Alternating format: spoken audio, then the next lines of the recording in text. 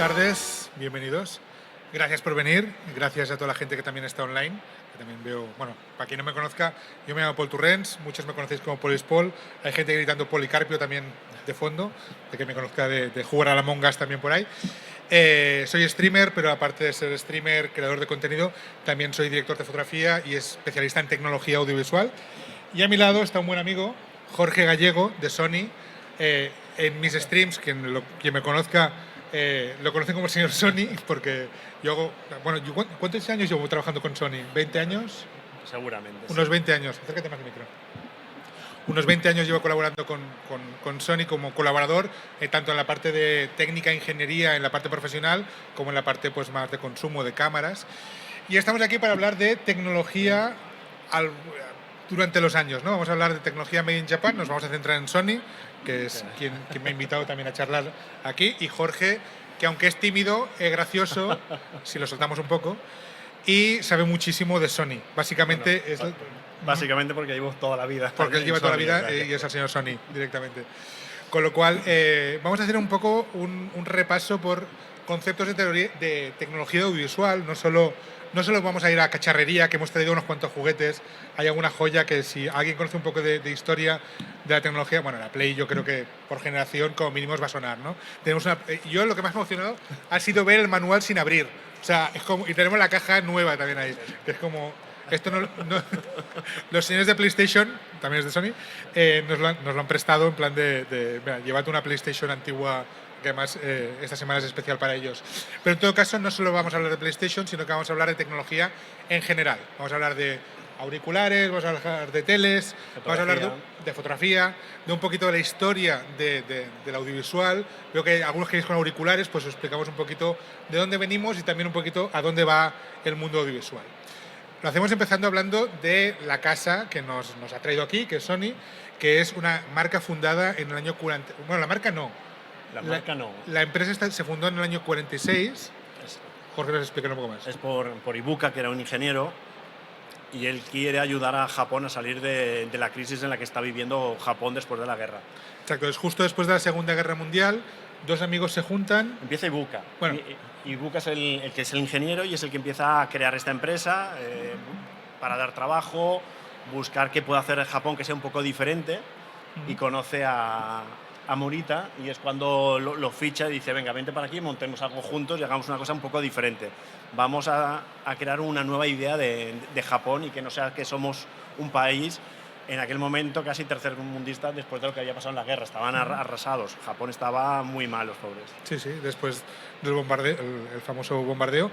Y la empresa nace de dos personas que se dedicaban principalmente a reparar transistores. Una época, los años 40, donde la comunicación era algo importante y sobre todo Estados Unidos respecto, bueno, una vez acabó pues, la Segunda Guerra Mundial, tuvo una presión sobre el país y el país se tuvo que recomponer, sobre todo en la parte electrónica.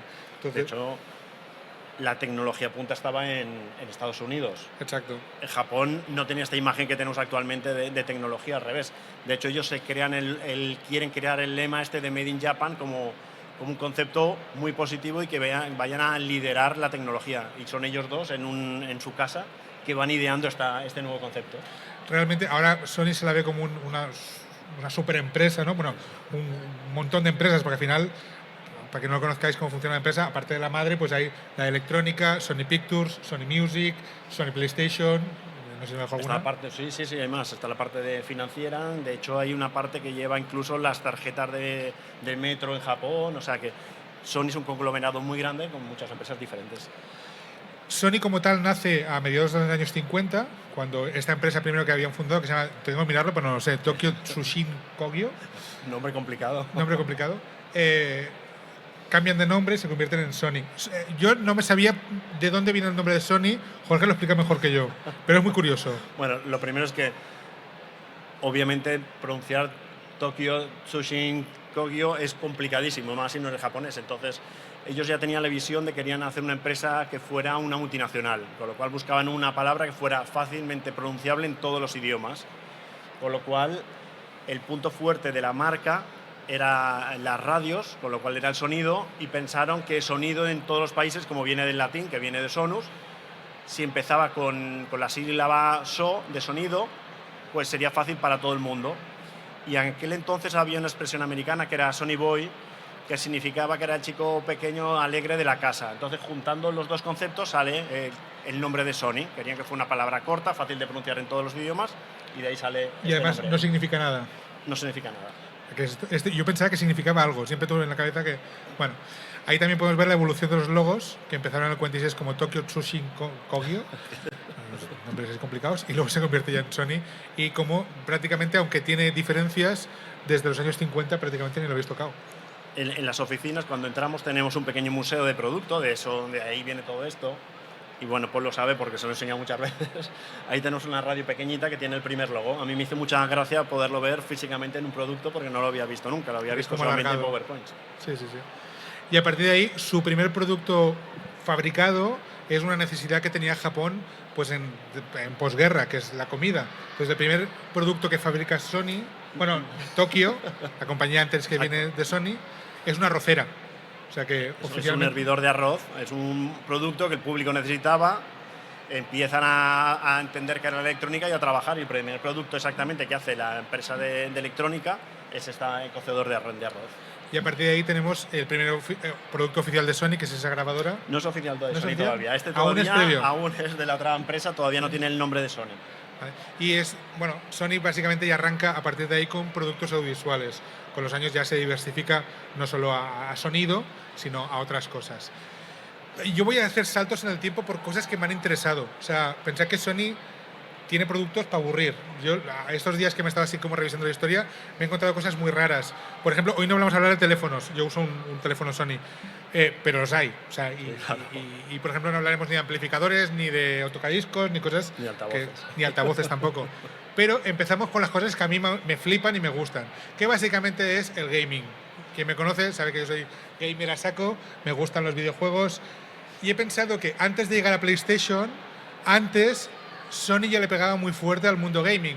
Sois todos jovencitos y jovencitas, yo tengo una edad, soy un poco vintage, y yo ya la primera PlayStation, bueno, aún me la compraron mis padres, pero la segunda ya me la pagué con el sueldo, o sea que yo lo del gaming ya viene de largo. Mi primer ordenador fue literalmente este. No es mío, es de Sony. Casualmente lo tienen en la oficina. Que este es el Hitbit, que fue en los años 80 uno de los grandes ordenadores personales que tuvimos. No solo, bueno, es el gran ordenador personal de Japón, pero en España también tuvo implementación. No mucha, porque estos ordenadores teóricamente... lo digo teóricamente porque yo a mis padres les convencí cuando era un niño de que lo iba a usar para trabajar o para aprender a programar. O sea, tenían el Metal Gear Solid. O sea, imagínate en el 83 lo que era el Metal Gear. Pues yo este ordenador evidentemente lo quería para jugar. Ciertamente aprendí un poquito de programación. Los MSX se basa en un sistema basado, si no me equivoco, desarrollado por Microsoft, que es un estándar abierto. No solo Sony fabricó ordenadores de este tipo, recuerdo que los últimos eran de Panasonic, o sea, que varias compañías internacionales fabricaron ordenadores MSX porque era un estándar abierto. Y de hecho, Spectrum, por ejemplo, era un estándar cerrado, Amstrad también, etcétera, Commodore también, y Sony en este caso llegó tarde a prácticamente todos los mercados. Cuando, por ejemplo, a Europa ya llegó el MSX cuando el Spectrum estaba arrasando. El Spectrum es una máquina inglesa que, si tenéis una edad, la recordaréis, era un teclado de goma prácticamente con 4 cables. Tú eres de Spectrum, ¿no? Yo era de Spectrum. Yo era de MSX. Entonces, la gracia que tenía el MSX es que funcionaba con cartuchos, con lo cual la carga era inmediata. Yo pasé de MSX a Spectrum, que eran ordenadores personales, pero muy pensados en el gaming en esa época. Entonces, claro, a mí me sorprendía que yo el MSX le ponía un cartucho, encendía el ordenador y ya me ponía a jugar al R-Type o la que tocara. En cambio, el Spectrum iba con cassette. Iba un cassette que tú le dabas al play y tenía que acabar, pues eso. Este también, también podías tener cassettes. Claro, la movida es que yo creo que hay una generación que tenemos más de 40 años que cultivamos la paciencia cargando videojuegos. Porque más de uno le hincha las narices entrar en Steam. Es que va lento, tarda 20 segundos. Bueno. Media hora cargar un juego. Bueno, media hora no, pero... Bueno, mucho, y a veces no se cargaban en 15, el Spectrum. Sí. Iban saliendo las rayitas, iba saliendo el dibujo y de repente se cortaba y te quedabas sin juego. O sea que... Con lo cual, muchos cultivamos la paciencia, pues eso, haciendo cargas de juegos. La gracia que tuvo MSX es que tuvo 3 generaciones. Esto empezó en el año 83. Creo que en España llegaron en el 85. Y en España, curiosamente, fue de los mercados europeos que mejor se aceptó el MSX. Yo recuerdo perfectamente ir a comprar el mío a una tienda de lavadoras. Yo soy de Barcelona, en Virrey Amat. Si alguien conoce el barrio de Virrey Amat, pues ahora hay no sé si es un macro, hay un macro en un Carrefour o algo así. Pues ahí había una tienda de lavadoras que tenían lavadoras y un MSX. Y teles, claro. Y bueno, teles tampoco. Yo recuerdo lavadoras, ¿eh? O sea, y en ese momento tenías que hacer el encargo, te llegaban, bueno, tardaba mucho en llegar, etcétera.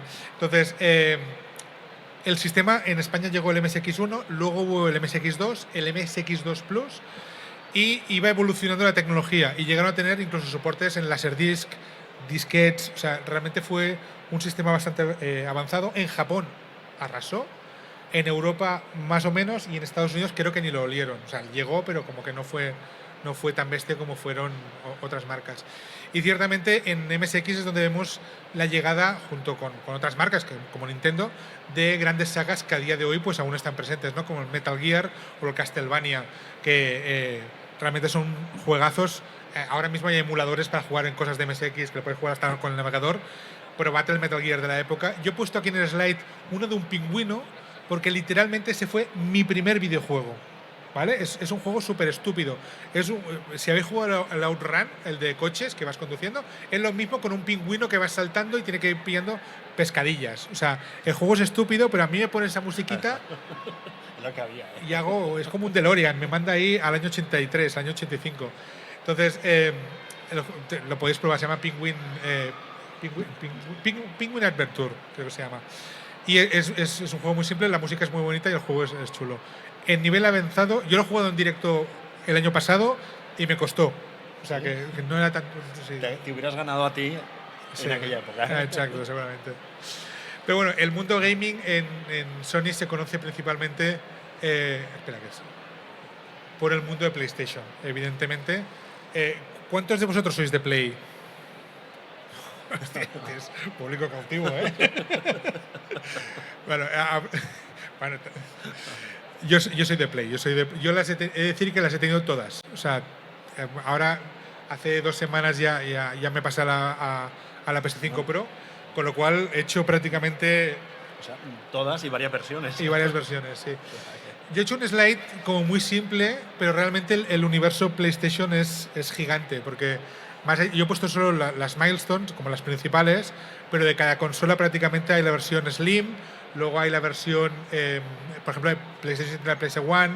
O sea, hay como versiones como diferentes. Las Pros también, ahora ha salido la PS5 Pro, hay la PlayStation 4 Pro, o sea que realmente hay una línea de consolas que ha ido evolucionando y desde el año 94.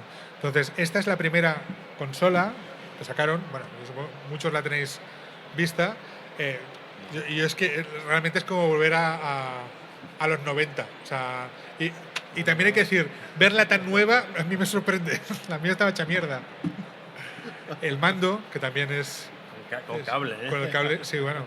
Cable, hostia, el conector mítico y tocho, ¿eh? O sea, yo de PlayStation, la verdad es que le pegué muy fuerte a la PlayStation 1. La 2 ya me pilló como trabajando, con lo cual bajé el ritmo. La 3 recuerdo que yo trabajaba en la televisión de Aragón, no preguntéis por qué, pero acabé trabajando en la televisión de Aragón, y con la Play 3, ¿cómo se llama este juego que ibas bajo el agua? Que era segunda o tercera parte, ay, no me acuerdo. Bueno, me llevaba la Play al hotel a Zaragoza y jugaba por las noches en la Play. O sea, dando conferencias como esta, pero de ingeniería técnica y no sé qué, y dando charlas, y yo por las noches jugando a mi Play. Bueno, menos al FIFA, a todo. Bueno, al FIFA ya llegó más tarde, pero... luego la Play 4, y sí que es cierto que yo una de las cosas que utilicé las Plays de manera masiva desde la 3 es como reproductores. Exacto. Quien me conozca como friki del audiovisual, porque lo soy, yo tengo como entre 2.000 y 3.000 DVDs y Blu-rays en casa. O sea, no quedan videoclubs, pero si entras en mi casa es como entrar a un Blockbuster en los años 80, bueno, en los 2000. Y ciertamente yo he utilizado, a partir del 4K sí que he vuelto al reproductor, Sony tiene uno muy potente, pero todo el mundo Blu-ray y todo el mundo DVD, yo me lo hice entero con la PS3 y PS4, con los discos y utilizarla como ¿cómo se llama? Dispositivo multimedia, ¿no? Que es algo que yo creo que se utiliza poco como eso y que funciona Lo que pasa bastante que bien. la PlayStation 3 fue un hito por esto, porque era el primer dispositivo multimedia que ponía fácil que todos los televisores se pudieran conectar. Claro. Además, yo, por ejemplo, una de las cosas que siempre he tenido montado era un media server en el ordenador. Yo vivo en una casa un poquito grande, un apartamento grande, y tengo un proyector con pantalla grande de 3 metros, pero claro, prácticamente todo mi trabajo como director de fotografía lo tengo en la habitación, con el ordenador grande y tal. Entonces, siempre he tenido conectado el media server de mi ordenador al proyector a través de una Play, que es algo que es bastante útil, aunque también se puede hacer con reproductores. Y yo masivamente creo que lo he usado más como reproductor que incluso para jugar a videojuegos. Yo, de hecho, la regalé a mi familia para que mis padres pudieran tener un reproductor o ver vídeos en... Y para jugar al FIFA, dilo. Ese era yo. Y de portátiles yo tuve la PS Vita, pero la PSP no la tuve. O sea, ya... es que esta época de portátiles a mí me pilló demasiado trabajador. O sea, demasiadas horas de rodaje. Pero sí que es cierto que las PlayStations han estado presentes y ciertamente desde que empecé a hacer de streamer, pues la Play 5 pues, ha tenido como mucha más presencia en mi vida, sobre todo, bueno, muchos me reconoceréis es que es lamentable, por insultar a Auronplay las caritas de GTA. Bueno, pues las hemos jugado durante años en Play 5. Claro, a nivel de videojuegos, yo soy poco de juegos de historia, la verdad. O sea, yo soy más de juegos casuales. Y el otro día miré un poquito de los juegos que yo tengo en la Play 5, cuál estoy jugando más últimamente. Y el último año han sido GTA por las carreras, pero el siguiente ha sido el Trivial Pursuit. Eso denota que ya tengo casi 50 años, lo siento. Defraudo a la gente. Bueno. Lo que hay. Pero bueno, también han habido sagas como muy importantes. Esta semana, además, es importante para PlayStation porque se cumplen el 30 aniversario de la consola. Y la historia está en que si tenéis una Play 5, la habéis actualizado, ahora arranca con el logotipo original de la Play original, que eso está guay. Y luego se pueden personalizar a los códigos de colores de cada consola. A mí, bueno, frikis como yo. Y ahora entramos en el grueso que Jorge y a mí se nos da bien, que es la parte de tecnología visual. Por la televisión nos conocimos, o sea que... Jorge, claro, backstory, Jorge y yo nos conocimos probablemente en el 2010, por este slide. Seguramente. Jorge y yo empezamos a trabajar, porque yo he trabajado durante muchos años como consultor de imagen en cadenas de televisión. Entonces, uno de mis trabajos durante mucho tiempo ha sido ser asesor de tecnología a cadenas de televisión. He trabajado principalmente para TV3, Televisión de Cataluña, que es de aquí, pero también he trabajado para Televisión Española y he trabajado para Mediaset y para muchas empresas, ayudando principalmente desde la banda de productoras, pero por ejemplo con TV3 y Televisión Española he estado en el desarrollo de proyectos tecnológicos importantes. Y uno de mis trabajos, que es donde conocí yo a Jorge, es que yo soy especialista en estereoscopía, en lo que se llama 3D. Cuando digo 3D no es en modelar para hacer una peli de Pixar, sino en ponerte las gafas y ver el cine con profundidad en las salas. Bueno, pues cuando llegó el 3D a España... Pero el 3D no el del color rojo. No, el que habéis ido al cine a ver con las gafas así, pues por eso. Yo soy experto en estas cosas tecnológicas. Entonces, cuando llegó el 3D en España, Sony contactó con TV3 y hicimos como varios proyectos comunes. De hecho, hicimos 10 o 12 producciones, no me acuerdo. Hicimos mogollón. Hicimos muchas cosas. O sea, y entonces ahí es, pues eso, hace 14, 15 años donde Jorge y yo empezamos a trabajar juntos, aunque yo ya trabajaba con Sony, creo que unos 10 años antes, con la llegada de alta definición a España. Lo que pasa es que tú estabas más en la parte profesional, sí, y yo estoy en la parte de consumo y empezamos a colaborar cuando esta tecnología llegó a consumo, con la televisión de alta definición y el digital, sí. Y luego el 4K, etc. Entonces vamos a hacer un poquito de, aunque aquí lo hemos basado mucho en los lanzamientos que ha ido haciendo Sony con los años, a mí me gustaría explicar un poquito cómo ha evolucionado la televisión durante los años. No hablo de la tele como Telecinco, TV3 o quien sea, sino los aparatos de tele, las pantallas, ¿no? De cómo hemos pasado de aparatos que en el salón de casa veías una tele así pequeñita, porque esto muchos no lo habréis vivido, pero sobre todo si recuperáis episodios antiguos de series de televisión de los años 50, os dais cuenta que si veis una I Love Lucy o programas así como muy antiguos, las teles eran así. Pero la tele del salón, y la típica imagen de la familia, todos apilotonados viendo la tele, es que la tele literalmente era así, tenía muy poca definición. Y pues vamos a explicar un poquito cuál es la evolución y cuál es para mí bajo mi criterio, cuál es el futuro de la televisión, ¿no? Porque vamos a llegar hasta el 2019 y yo creo que... Y billón. Y billón, claro, podemos hacer alguna predicción de futuro. En el 1960 Sony lanza su primera televisión. El invento de la televisión es anterior a los años 60. Y la primera televisión esta imagen que hay como de una tele de tubo en la pantalla, esa es la primera televisión que lanza Sony al mercado en el año 1960. Una televisión en blanco y negro. Y lo que pasa es que no sé qué expansión tuvo. Estas son las primeras televisiones que lanza Sony era porque quería romper con el monopolio, con el concepto de que la tele estuviera solo en salón. Y si te das cuenta, estás como portátil. Entonces rompe el concepto de televisión de caja de madera y hacer un producto un poco diferente. Sí, históricamente las teles, si veis cómo eran las televisiones, sobre todo en los años 50, pues hacia finales de los 50, eran un armario. Esto pasaba también en España con las radios. No sé si yo os recomiendo una visita, si sois de aquí, pillad un tren o el coche, iros a Girona y visitad el Museo del Cine de Girona, que es uno de los mejores museos de cine que hay en el planeta.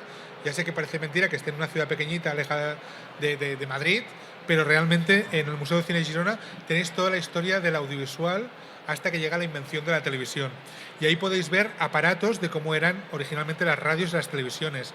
Y históricamente la televisión era un mamotreto, que era prácticamente como esta mesa, donde había la radio, la tele que era así, y luego había un minibar, porque en general muchos de los muebles tenían un minibar dentro, y si veis pelis antiguas, veréis, hay una peli muy bonita que se llama Pleasantville, no sé si la recordáis, una peli preciosa, de un mundo en blanco y negro. Bueno, pues ahí se ven productos de ese estilo, y es súper interesante ver cómo pasaron de los monstruos de armarios a de golpe las teles pues más pequeñas y más movibles.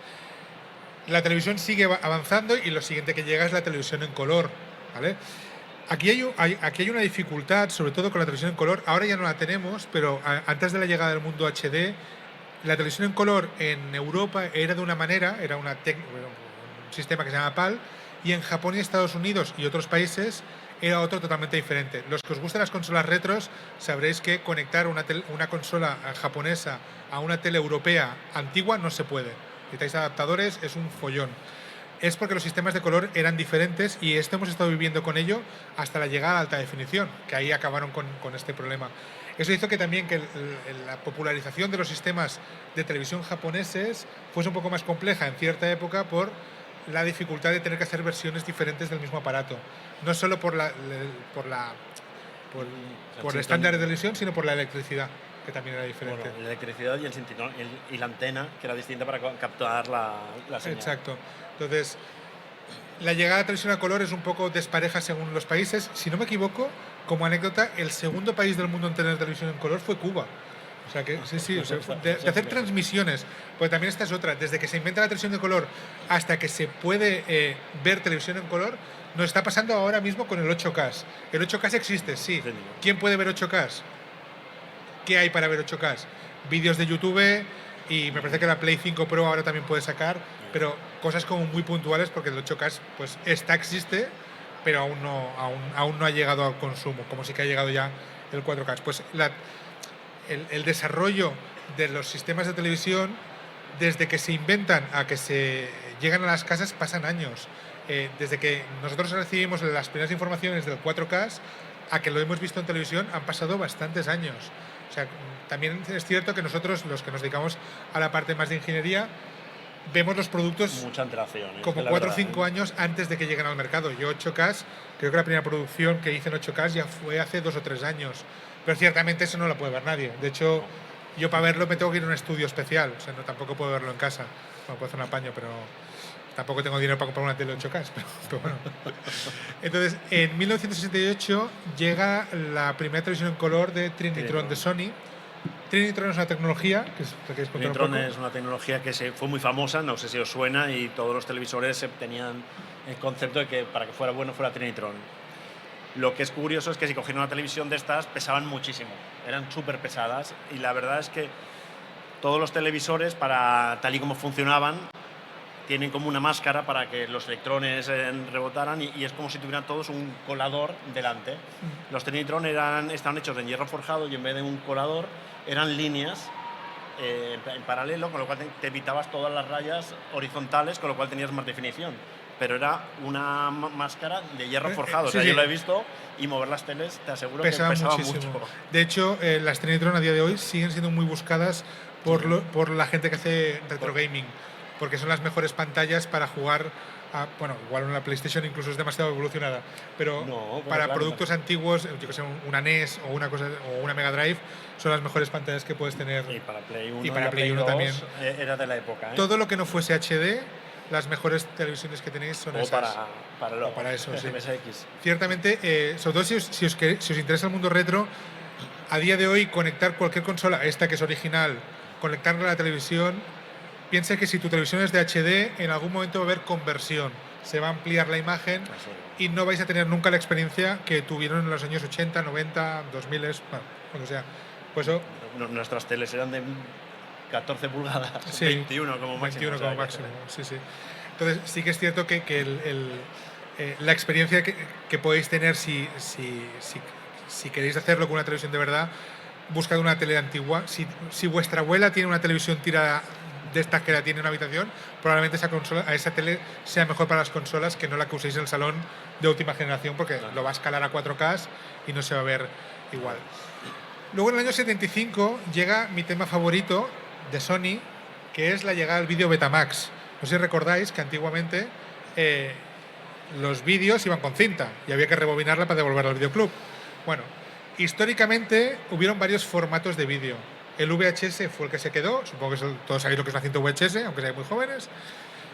Pues existían más formatos. Existió el vídeo 2000, que era un sistema parecido al VHS, el tamaño de la caja es el mismo. La gracia que tenía es que era reversible.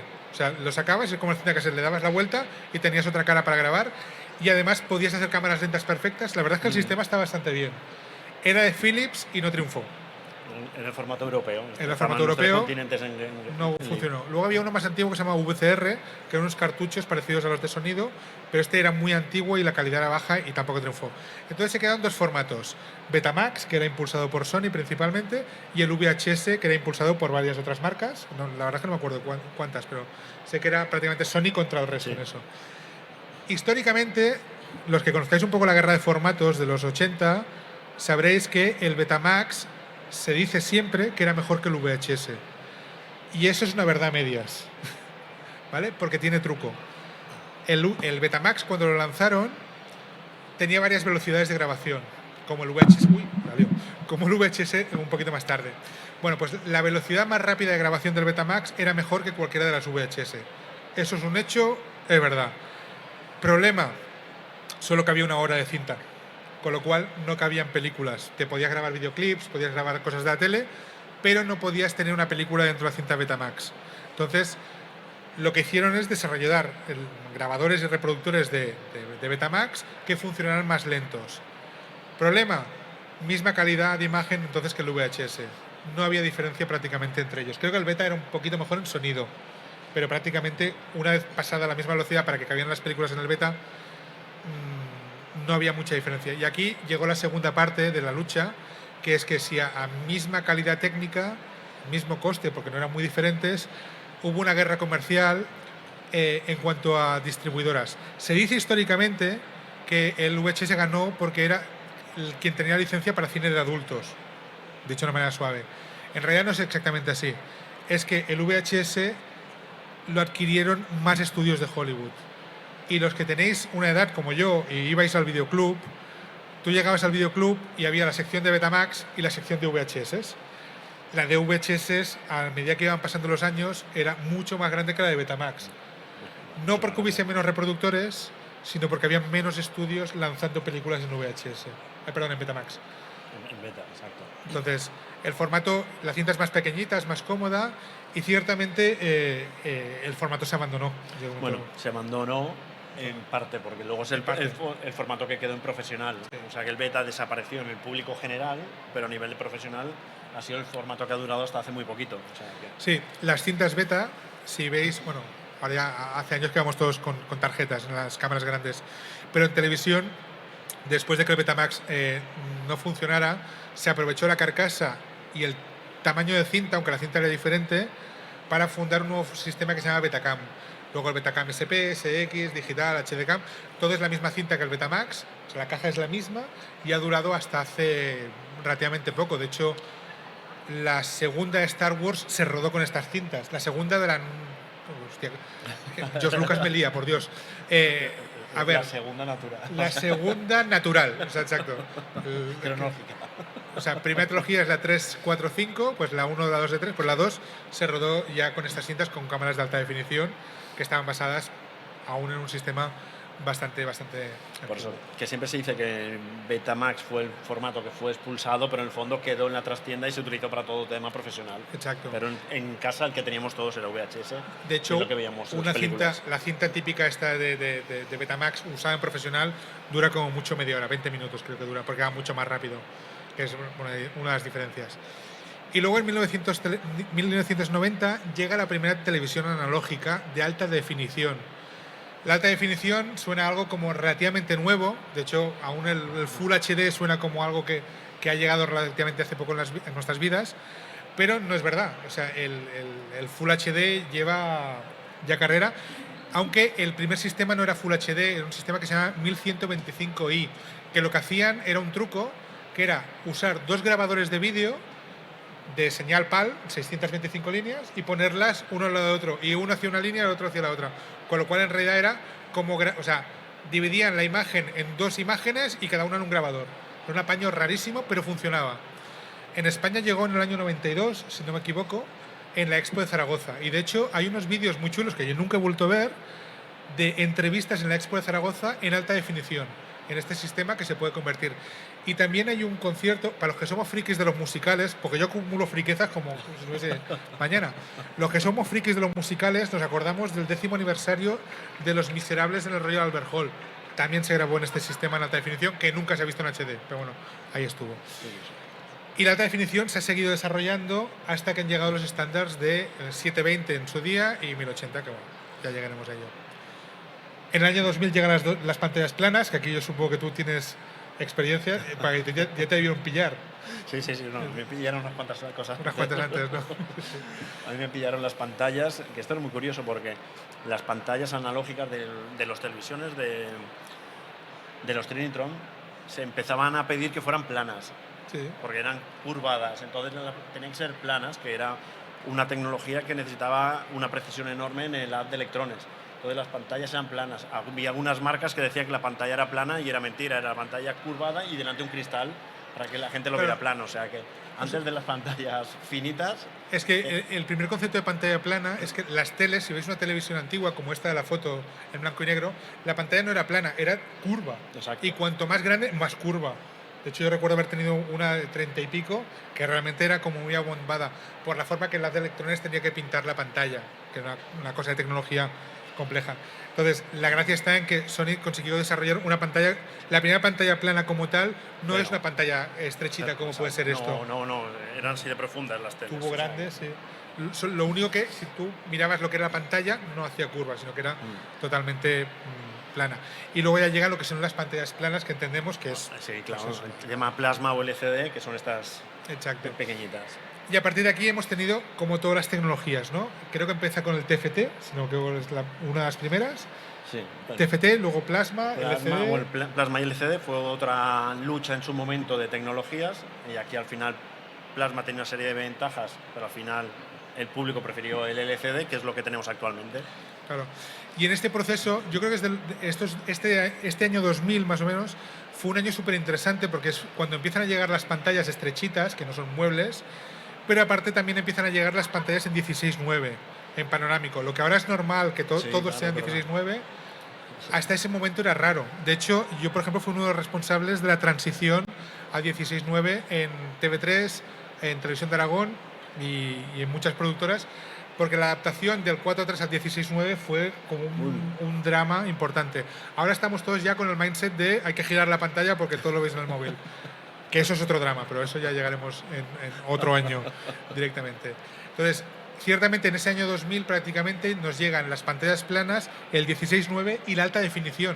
O sea que para los que somos técnicos audiovisuales, del 98 al 2005 más o menos, son unos años muy convulsos, muy porque pasamos de una tele cuadrada pequeñita a alta definición, 16:9, etc. Bueno, además está no solo alta definición, sino que había el Media, Half y Full HD, Y La- luego el 3D, y la- está, exacto, y el la lanzamiento del TDT también llegó en esa lanzamiento época. del Blu-ray, que recuerda mucho el lanzamiento del 20 del VHS, Claro. la pelea de los majors, o sea, es un tema Claro, muy divertido para y estar allí. ahí es que todos esos años, los que lo vivimos en primera línea, fue como muy divertido por el caos, ¿no? Llegó el Blu-ray, yo he puesto el Blu-ray, pero no solo llegó el Blu-ray. Blu-ray estaba impulsado por Sony y Por varios. por ¿eh? varios, principalmente por Sony, tiraban del carro. Y había otro estándar que se llamaba HD-DVD, no sé si alguien lo recuerda. O sea, Blu-ray tenía competencia y es lo mismo que el Betamax y el VHS. Fue lo mismo. Habían dos. Yo tenía reproductores de los dos. O sea, yo fui friki del HD, me lo compré todo. Entonces me compré, y aún tengo en casa Corrupción Era de en Miami en HD-DVD. HD-DVD era de Toshiba. Sí. Toshiba contra el resto del mundo. Y básicamente. Microsoft. Ya. Microsoft también, porque la Xbox tiraba HD-DVD. Sí, es cierto. Tenía lector. Entonces, sacaron las películas y pasó lo mismo que en la guerra del Betamax VHS, con una diferencia, que esta vez las majors estuvieron a favor del Blu-ray y no del HD-DVD. Entonces, había muy pocos estudios apoyando el HD-DVD y se acabó imponiendo el Blu-ray, y el HD-DVD quedó como un estándar. Bueno, se puede utilizar porque aún hay cosas, pero al final el marketing lo llevó hacia el Blu-ray, que ha seguido un estándar ya hacia el 4K también. Exacto. ¿Vale? En 2005 llega el lanzamiento de las Bravia, que es, bueno, estas son Bravias. Es la marca de Sony de los televisores planos, de los LCD y OLED. Exacto. Y ahí llega el primero LED, que es las tecnologías que a día de hoy.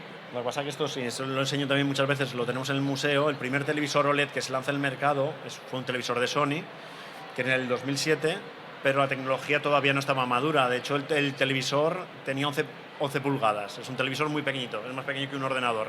Pero es el primer televisor que se podía tener en el mercado y el precio era equivalente al precio de uno de los de ahora de 55 o 65 pulgadas. Sí. Nada que ver, pero bueno, había que demostrar que la tecnología avanza y que se podían hacer televisores con esa tecnología. Exacto.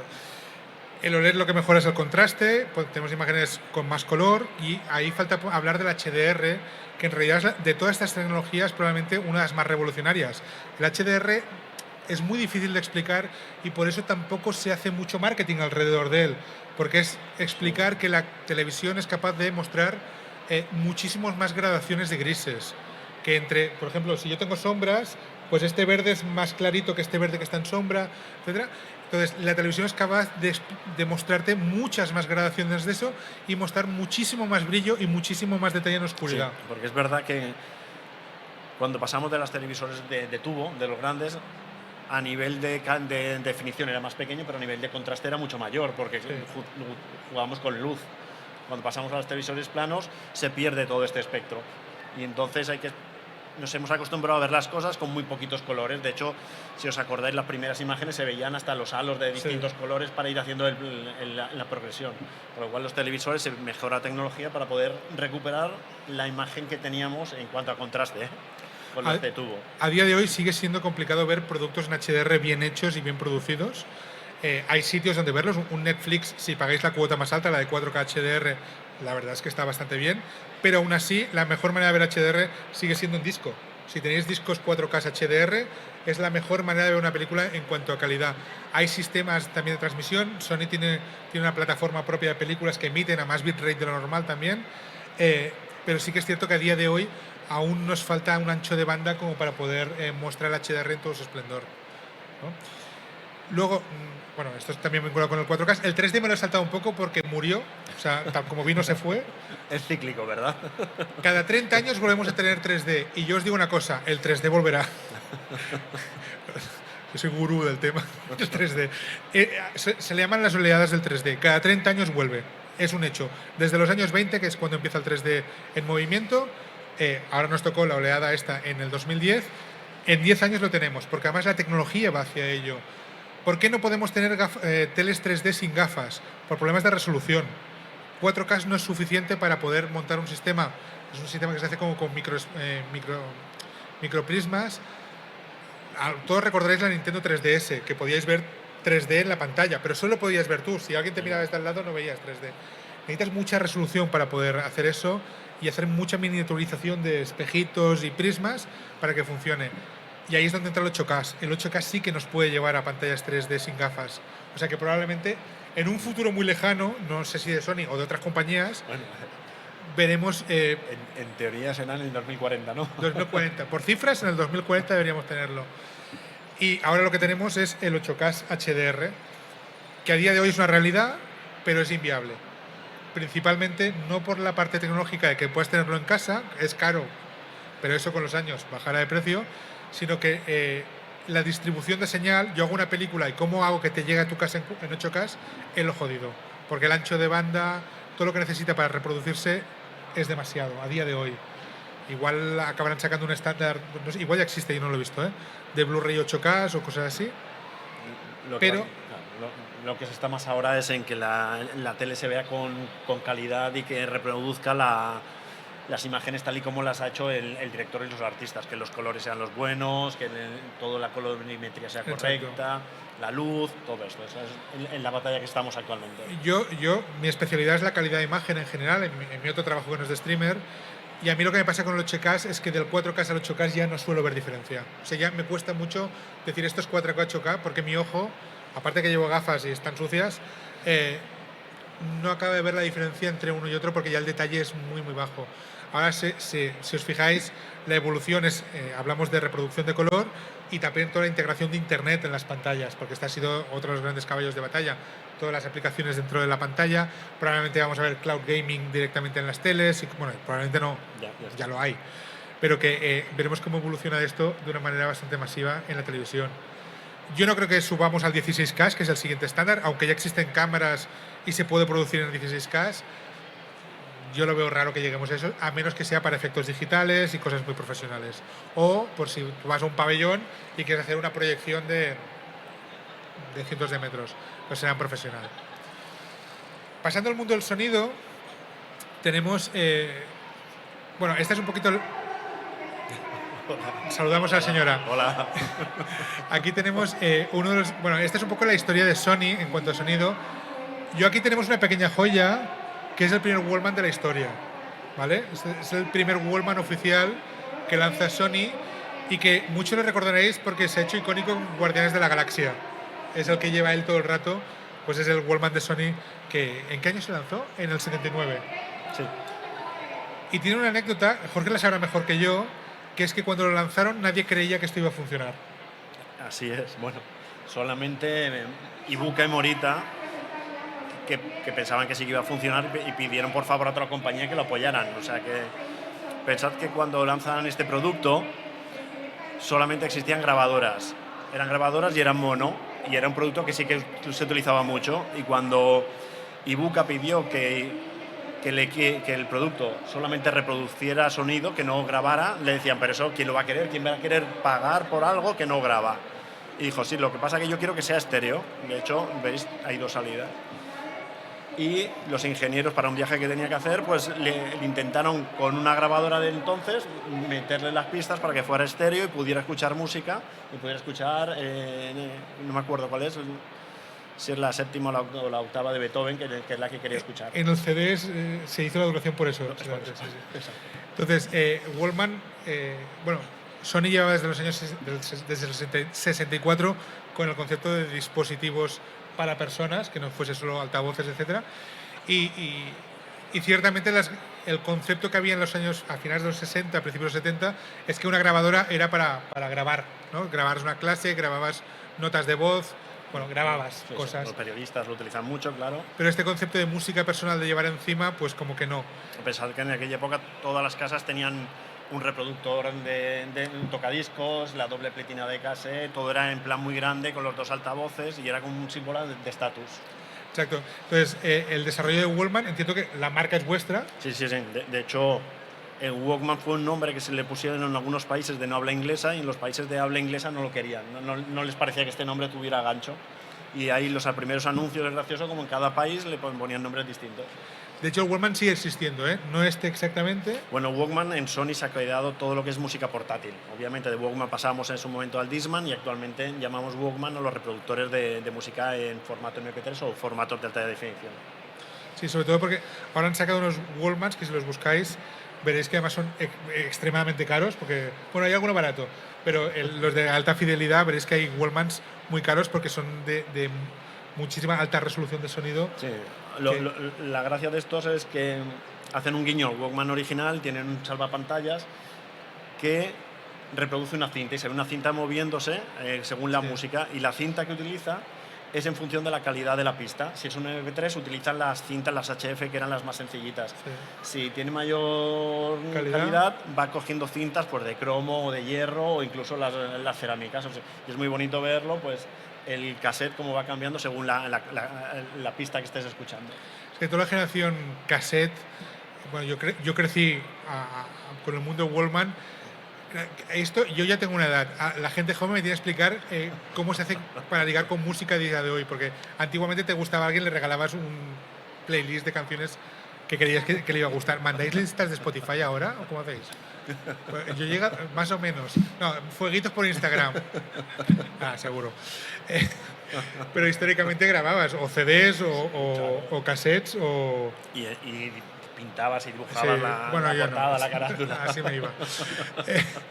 Entonces, en el 79 se lanza el primer Wallman y en el 84 el primer CD portátil, que es el de la foto. Este es muy bonito, también lo tenemos en el museo, es el primer CD reproductor portátil que hubo en el mundo. Sí. Y más que portátil, muchas veces decimos que era portable, porque pesa mucho, tiene una batería. Y aparte no se podía mover mucho. No, nada. O sea, si daba un golpecito saltaba la canción. O sea, hubo que esperar unos años. El CD hubo que esperar unos añitos para poder llevar en el bolsillo. Yo recuerdo haber llevado concretamente en el coche de un amigo y tener que llevarlo en plan bandejita porque al que había un bache el CD saltaba sí o sí. O sea, que era bastante dramático y no podías llevarlo caminando por la calle porque... Yo me acuerdo cuando lanzamos el primer CD que ya no saltaba, el equipo de marketing de aquí de España se lo dejó a un piloto de la división, ¿cómo se llama?, de acrobacias del ejército, y entonces lo metió en la cabina, el piloto iba haciendo acrobacias y con la grabación puesta y se oía que el producto funcionaba, fue muy chulo. Sí.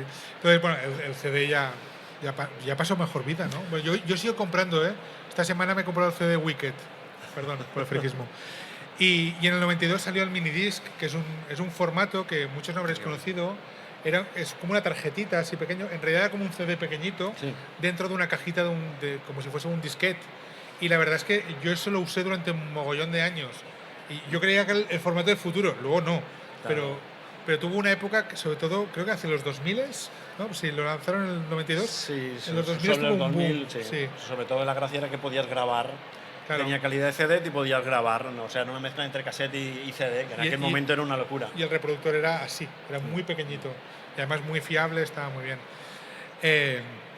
Y luego pues ya los Wallmans. Y aquí he puesto el primer auricular noise cancelling, porque para mí es una de las tecnologías más interesantes de sonido actuales, que es lo habréis oído hablar de qué es el noise cancelling, pero a mí me sigue resultando curioso utilizarlo. Sony lanzó el primer auricular noise cancelling de consumo, porque profesionales ya había antes. Sí.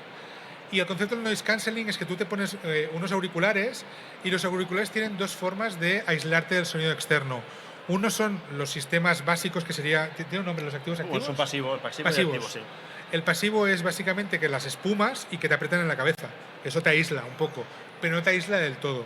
Entonces, hay un sistema electrónico basado en software que, si os fijáis, los auriculares que tiene, por ejemplo, Sony, los XM5, que son una auténtica burrada, llevan alrededor de la diadema, alrededor de la orejera, llevan micrófonos. ¿Cómo funciona el sonido? Bueno, el sonido al final son, por simplificarlo muchísimo, si hay un ingeniero de sonido, que aquí hay uno, aunque está despistado, son impulsos de aire, ¿no? Entonces, podemos hacer el impulso inverso. Entonces, lo que hace el micrófono es captar qué onda está llegando, se crea la inversa y se contrarresta. Entonces, si tenéis la opción de probar un noise cancelling, tú te lo pones, lo activas, porque lo puedes activar desde el móvil o desactivarlo, y te das cuenta que te hace como un vacío, te hace un ¡pam! Y de golpe te quita el ruido ambiente. Aquí probablemente todo este murmullo que se oye, todo el rato de gente, desaparecería por absoluto, pero absolutamente. Pues mira, en los aviones va muy bien, y nos pasó con un chico que que no los había probado nunca, subió a un avión y cuando se los puso le quitó el ruido de los motores y me dice, mira, yo tenía mucho miedo, tengo mucho miedo a volar y después de esta experiencia que es muy diferente, veo que debía ser el ruido y todo lo que hay alrededor porque tuve el viaje más placentero de todos los tiempos, o sea que... Yo recomiendo que, o sea, por mucho que os expliquemos, esto hay que probarlo. O sea, Yo estoy seguro que muchos lo habéis probado, porque sí, es una tecnología más o menos que se está utilizando mucho sí. y es una tecnología realmente de Y las que- que es muy bonita de ver, ¿eh? Y que además es muy divertido porque le han ido evolucionando el sistema. Tiene un punto de peligroso de que si te pones aislado totalmente y vas por la calle, mira bien al cruzar, no vas a oír los coches. Y como venga un coche eléctrico ya ni te cuento. Pero en general te quita totalmente el ruido ambiente del todo. Y ahora, por ejemplo, nosotros estamos haciendo unos vídeos el año pasado que lo que tienen ellos es que la aplicación que tienen de móvil para los auriculares tiene GPS con el móvil. Con lo cual, el sistema puede detectar si estás en casa, si estás en el gimnasio, si estás en la calle, si estás caminando, y adapta el noise cancelling a quitártelo del todo o no.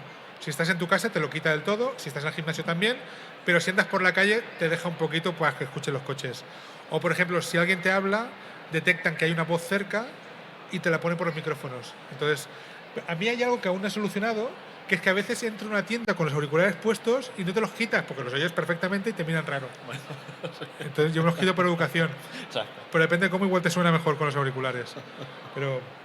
Y de estos hay grandes y pequeños. Y de hecho es una tecnología que hay no solo ha desarrollado Sony, sino que tiene más fabricantes.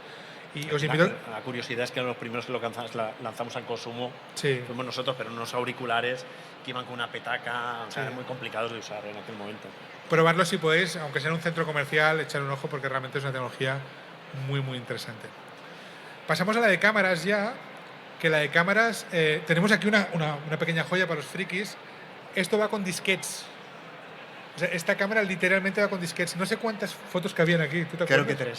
que 3. 3 fotos por disquete. Bueno, en el Monkey Island creo que eran 5 discos. O sea, Bueno, la ponías en el ordenador y descargabas. sí, claro. descargabas. Pero estas cámaras originalmente eran así de grandes, principalmente porque es el tamaño de un disquete también. Entonces, estas cámaras ya, pues evidentemente ya no vamos con disquetes. Para mí, uno de los hitos primeros fue el hecho de la llegada del Memory Stick. El Memory Stick eran lo que ahora serían las tarjetas SD, que se lanzaron en el año 88, unas tarjetas que eran como un chicle. Sí, de hecho es que no existían SD y eran el formato más cómodo, porque los otros Exacto. iban con aquellas que eran más cuadradas, que eran muy voluminosas y muy caras. Y evidentemente hasta los 2000 la fotografía era analógica, bueno, fotoquímica en realidad. Exacto. Entonces la fotografía analógica tuvo un peso de calidad hasta que empezaron a llegar cámaras de más resolución, sensores cada vez más grandes.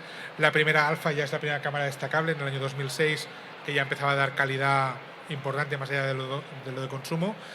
Para mí el lanzamiento de la Nex 3.5, bueno, yo tenía la Nex 5, fue la primera cámara digital que para mí ya funcionaba. Fue el momento que cambié, yo venía de Nikon y empecé a cambiar con la Nex 5.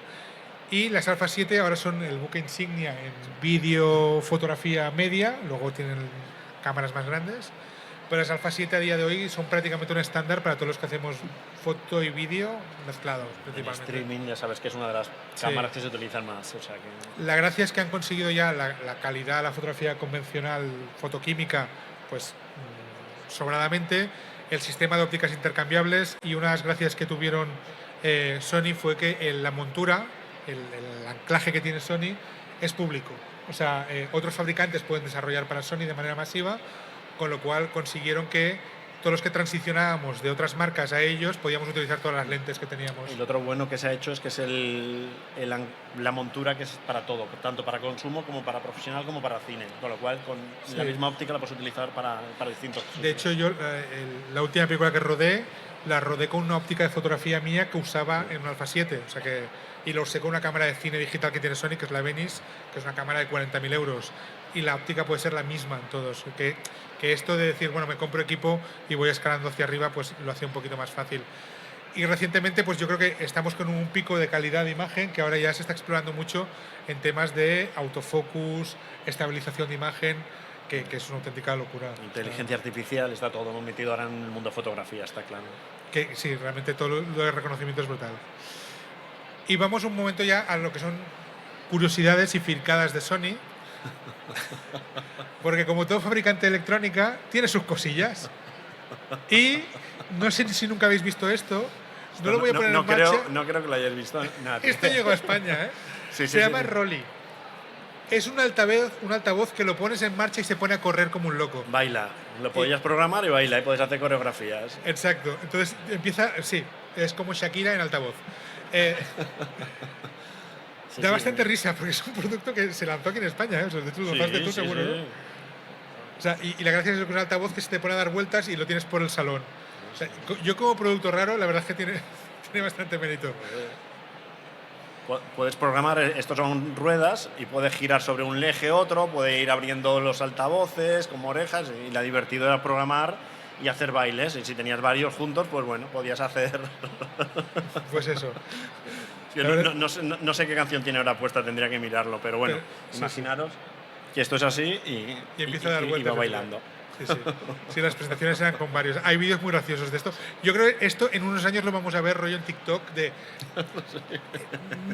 Nunca os creéis lo que tengo. Luego tenemos el perrito de Sony, que... ¿cuántos años tiene este perro? Uy, yo me pierdo, pero este debe tener 15 años. O sea, llevan muchos años comercializándolo. ¿Aún se comercializa? Sí, de hecho esta línea no, pero en Japón siguen... El que está en la foto. Este es el último, que este tiene 3 años. Y le han puesto inteligencia artificial. Son mascotas virtuales que aprenden, que te reconocen, que interactúan contigo. Entonces, pues las personas los tienen, cuando llegas a casa, pues viene a saludarte, tiene una pequeña cámara y reconocer gestos que tú le vas haciendo. Y de hecho, esta serie de aquí, pues hace, creo que fueron 3 o 4 años ya, se anunció que no se iban a poder hacer más piezas, y fue un momento duro allí en Japón, sobre todo, que es donde más se comercializan, porque no podían pues seguir arreglando a su mascota, claro. Eso tiene una película, ¿eh?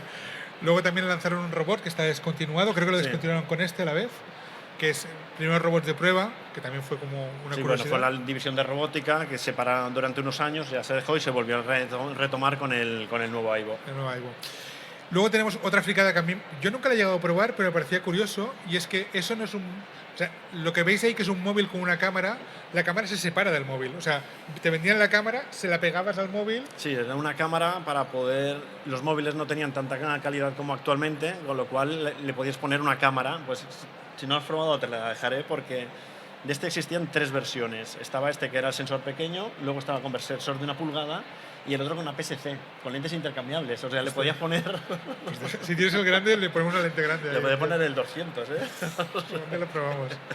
Pero era curiosidad porque realmente veías un móvil y de golpe con una cámara pegada. Hubieron como varios experimentos de varios fabricantes. Este producto ya no se comercializa así, pero parecido se está comercializando mucho, pero a nivel profesional. Para aplicaciones profesionales, porque es una cámara con un buen sensor y que ocupa muy poco espacio porque no tiene visor. Y claro, utilizas el móvil que lo llevas encima.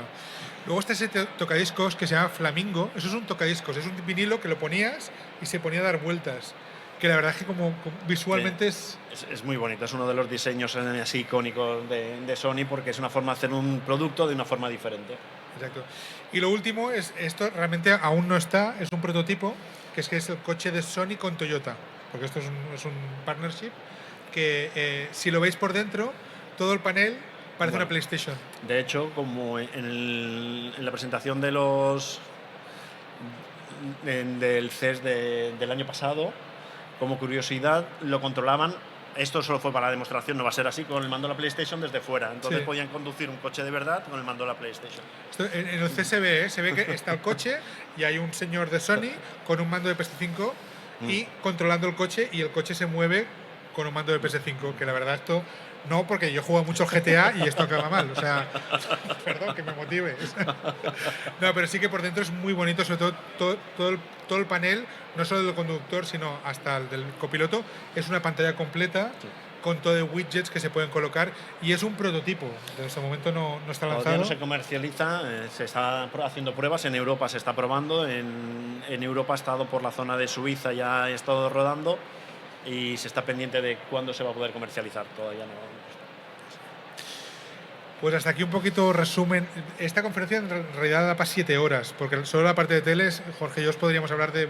Y si queréis de ingeniería... Si hablamos de cámaras, aquí... Ah, y no me meto en cámaras de vídeo con lo mío, o sea, yo un profesional. Pero hemos querido decir así como un poco de de radiografía de un poquito de la evolución tecnológica desde Japón, porque en Europa fue un poco diferente, en Estados Unidos también es un poco diferente. Sí, lo que pasa es que eso, antes había mucho tiempo de diferencia entre un país y otro, y ahora actualmente todos los productos se lanzan a la vez exactamente igual en todos los países. Ahora ya esta diferenciación ya no existe. Pues muchas gracias, Jorge, A ti. por ayudarnos. Gracias Gracias a todos por venir. Saludos a los que estáis en casa y gracias al Salón del Manga por invitarnos. Un placer.